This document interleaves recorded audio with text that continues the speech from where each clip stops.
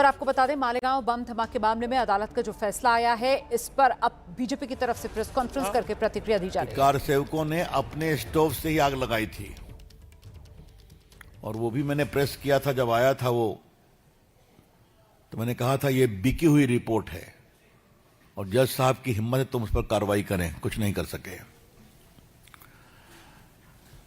याद करिए, इशरत जहां केस में अमित शाह को फंसाया गया कि नहीं फंसाया गया था, याद है कि नहीं आपको?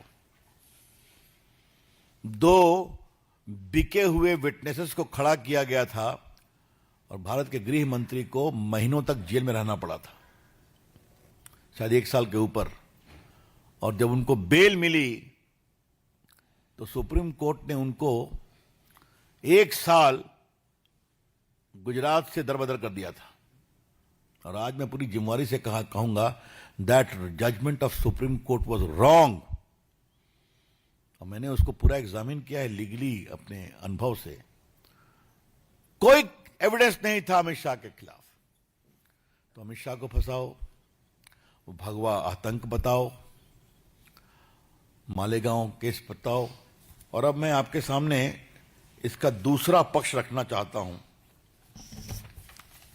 ये आप नोट करें बिकॉज बैकग्राउंड बहुत जरूरी है। 18 फरवरी 2007 को समझौता एक्सप्रेस ब्लास्ट हुआ था। इसमें सिमी के 2 मुखिया सफदर नौगोरी ने अपनी भूमिका स्वीकार की थी और 2 पाकिस्तानी मुस्लिम आतंकवादी को पकड़ा गया था और बाद में उसको छोड़ दिया गया क्योंकि मोड़ना था भगवा आतंकवाद की ओर।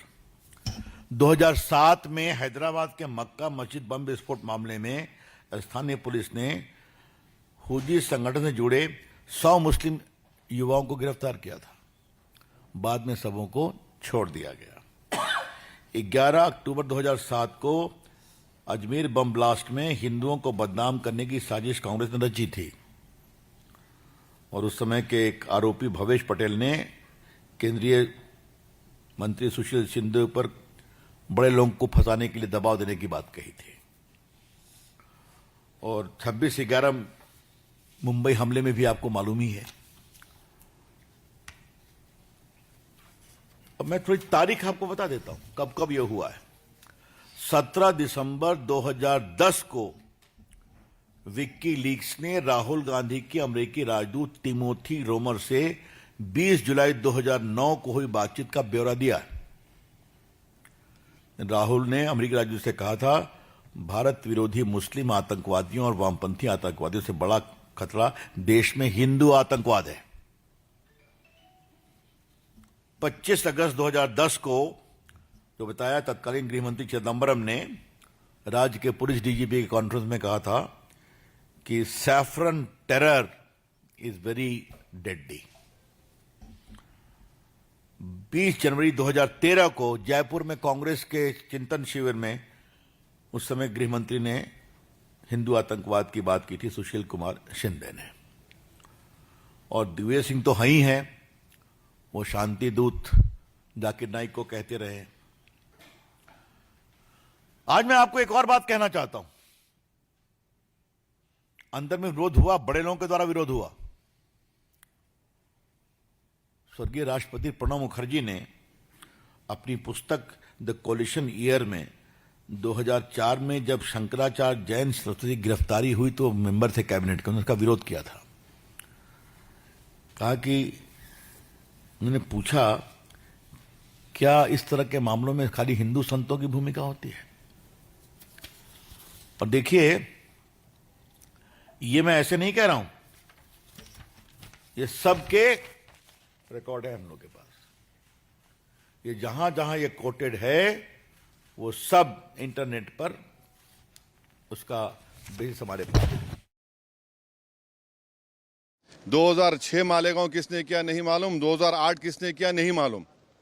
तो फिर कौन है? अगर वाकई में जिन लोगों ने ये किया है वो तो खुले फिर रहे हैं। फिर हम मोटा मोटा सवाल यही कर रहे हैं कि क्या मोदी सरकार, क्या महाराष्ट्र की सरकार सुप्रीम कोर्ट जाकर इस जजमेंट पर स्टे लगाएगी, नहीं लगाएगी?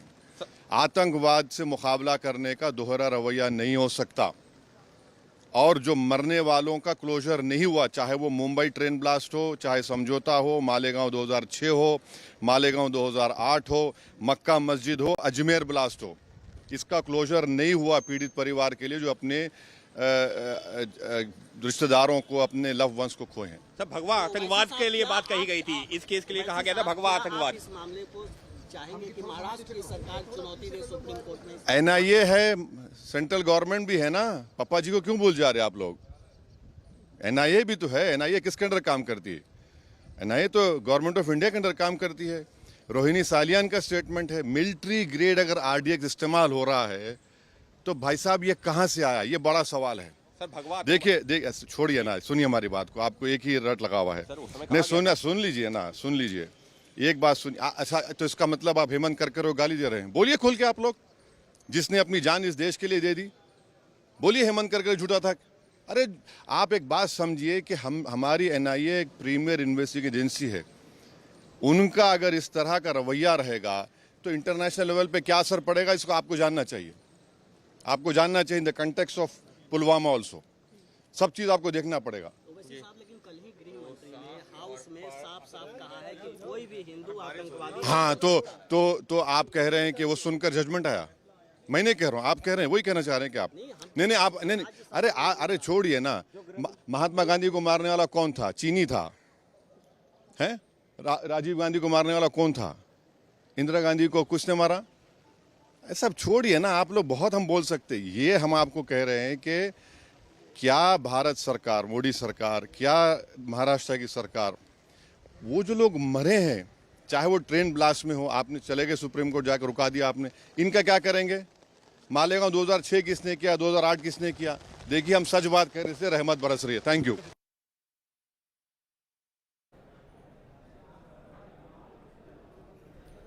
राहुल गांधी सच्चाई से भागते क्यों हैं आप?